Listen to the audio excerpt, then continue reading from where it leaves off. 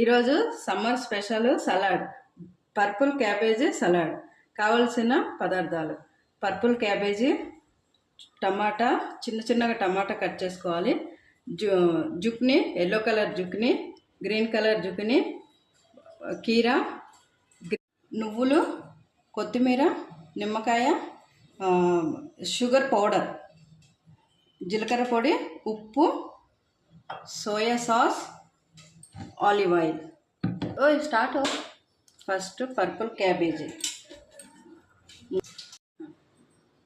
నువ్వులు, కొత్తిమీర,